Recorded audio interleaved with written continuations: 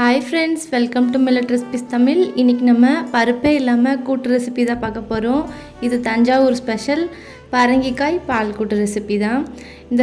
இந்த ரெசிபி வந்து 6 மந்த் பேபிலேருந்தே நீங்கள் கொடுக்க ஸ்டார்ட் பண்ணலாம். வெறும் ஒயிட் ரைஸ் கூட இந்த கூட்டு போட்டு கொடுக்கும்போது குழந்தைங்க நல்லா விருப்பப்பட்டு சாப்பிடுவாங்க.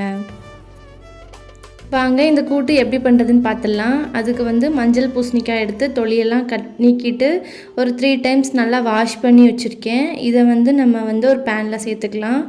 சேர்த்துட்டு இது கூட ஒரு 1/4 டம்ளர் அளவு போல் பசும் பால் வந்து சேர்த்துக்கோங்க.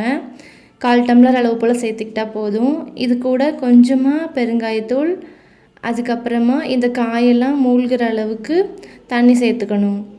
தண்ணி வந்து நிறைய இருக்கணும், இந்த காயெல்லாம் முங்குற அளவு இருக்கணும், அந்தளவு தான் மெஷர்மெண்ட். இந்த மாதிரி சேர்த்துட்டு மூடிட்டு ஒரே ஒரு விசில் மட்டும் விட்டு எடுத்துக்கோங்க. நிறைய விசில் விட்டு எடுக்கும்போது காய் ரொம்ப குலைவாயிடும், அதனால் கண்டிப்பாக ஒரு விசில் விட்டு எடுத்துக்கோங்க. இதுக்கப்புறமா ஒரு மிக்ஸி ஜாரில் இதுக்கு வந்து தேங்காய், கொஞ்சமாக 3 பச்சை மிளகாய் சேர்த்துருக்கேன். நீங்கள் 6 மந்த் பேபி கொடுக்குறீங்கன்னா பச்சை மிளகாய் வந்து சேர்த்துக்காமல் ஜீரகம் மட்டும் சேர்த்து அரைச்சிக்கோங்க. 1 வயசுக்கு கீழே இருக்க குழந்தைங்களுக்கு தேங்காய் பொதுவாக சேர்த்துக்கக்கூடாதுன்னு சொல்லுவாங்க. அதனால இந்த தேங்காய் ப்ரொசீஜரையே ஃபுல்லாகவே நீங்கள் ஸ்கிப் பண்ணுறதா இருந்தாலும் பண்ணிக்கலாம். இதுக்கப்புறமா தாளிப்புக்காக 1 டேபிள் ஸ்பூன் கடுகு, கொஞ்சமாக கருவேப்பிலை சேர்த்துருக்கேன். இது கூட நீங்கள் தேவைப்பட்டால் ஆப்ஷனலாக ஜீரகம் மட்டும் சேர்த்துக்கலாம். இல்லைனா வெறும் கடுகு கருவேப்பிலை மட்டும் தாளித்து கொட்டிட்டு ஒரு மிக்ஸ் கொடுத்துருங்க. இது கூட நம்ம அரைச்சி வச்சுருக்க தேங்காயும் சேர்த்துக்கலாம். பச்சை மிளகாய் கூட நீங்கள் ஜீரகம் சேர்த்து அரைச்சிக்கிறதா இருந்தாலும் அரைச்சிக்கலாம். பட் ஹோட்டல்லலாம் ஜீரகம் சேர்த்து அரைக்க மாட்டாங்க. இந்த பால் கூட்டு ரெசிபிக்கு வந்து நம்ம குக்கரில் வேக வைக்கும் போதே உப்பு ஆட் பண்ணக்கூடாது. இந்த மாதிரி நல்லா கொதி வந்ததுக்கு அப்புறமேட்டுக்கு தான் உப்பு ஆட் பண்ணணும், இல்லைனா பால் தெரிஞ்சு போயிடும். அதனால் இந்த ஸ்டேஜில் தேவையான அளவு உப்பும் சேர்த்து நல்லா கலந்து விட்டுருங்க. இந்த கூட்டு ரெசிபிக்கு திக்னஸ் கொடுக்கறதுக்காக 1 டேபிள் ஸ்பூன் பச்சரிசி மாவை நல்லா கரைச்சி இந்தளவுக்கு எடுத்துக்கோங்க. நான் தாளிசம் போட்ட இதிலே பண்ணியிருக்கேன், அதனால் கடுகு இருக்குது. மற்றபடி நான் கடுகெல்லாம் எதுவும் ஆட் பண்ணல.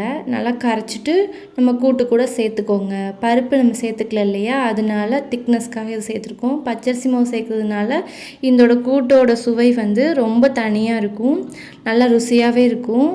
ஹோட்டல்லலாம் பருப்பெல்லாம் யூஸ் பண்ண மாட்டாங்க. அவங்க வந்து இது போல் பச்சரிசி மாவு ஆட் பண்ணி தான் கூட்டு ரெசிபி எல்லாத்துக்குமே பண்ணி எடுத்துப்பாங்க. இந்த ஒரு டிப்பை உங்களோட ஹோட்டல் ரிலேஷன் யாராவது வச்சுருக்காங்க, இல்லை நீங்களே வச்சுருந்தீங்கன்னா கூட உங்களோட ஹோட்டலில் வந்து நீங்கள் பணத்தை சேமிக்கிறதுக்காக இந்த டிப்ஸை நீங்கள் வந்து ஃபாலோ பண்ணிக்கலாம். இந்தளவுக்கு நல்லா கொதி வந்ததுக்கப்புறமா 1 டேபிள் ஸ்பூன் தேங்காய் எண்ணெய் விட்டு இறக்கிருங்க. சூப்பராக தயாராகிடுச்சுல்ல. பார்க்குறதுக்கு வந்து பருப்பே இல்லாமல் கூட்டு பண்ணியிருக்கோம் அப்படின்னு யாரும் நம்ப மாட்டாங்க. கண்டிப்பாக பருப்பில் வந்து என்ன சுவை இருக்குமோ அதே அளவுக்கான சுவை வந்து இந்த கூட்டு ரெசிபியில் இருக்கும். இது வந்து சின்ன குழந்தைங்க முதல்ல நீங்கள் கொடுக்க ஸ்டார்ட் பண்ணலாம். 6 மந்த் பேபியிலேருந்தே கொடுக்க ஸ்டார்ட் பண்ணுங்கள். இந்த பால் கூட்டு ரெசிபி வந்து ப்ரெக்னெண்ட்டாக இருக்கிறவங்களும் சாப்பிட்லாம். அப்புறமேட்டுக்கு டெலிவரி ஆனவங்களும் சாப்பிட்டிங்கன்னா பால் நல்லா சுரக்கும். அது இல்லாமல் டெலிவரி ஆனவங்களுக்கு வந்து வயிறு நல்லா புண்பட்டிருக்கும் இல்லையா, அல்சர் இருக்கிறவங்களும் இந்த கூட்டு ரெசிபியை வந்து அடிக்கடி சேர்த்துக்கோங்க, நல்ல பெனிஃபிட் இருக்கும். என்ன ஃப்ரெண்ட்ஸ், இன்றைக்கி நான் செஞ்சு காட்டியிருக்கேன் இந்த கூட்டு ரெசிபி உங்கள் எல்லாருக்கும் பிடிச்சிருக்குன்னு நினைக்கிறேன். இந்த டிப்ஸ் உங்களுக்கு பிடிச்சிருந்ததுன்னா, உங்களுக்கு பயனுள்ளதாக இருக்கும்னு நினச்சிங்கன்னா கண்டிப்பாக நம்ம வீடியோக்கு ஒரு லைக் கொடுத்து அண்ட் சப்ஸ்கிரைப் பண்ணி நம்ம சேனலை சப்போர்ட் பண்ணுங்கள்.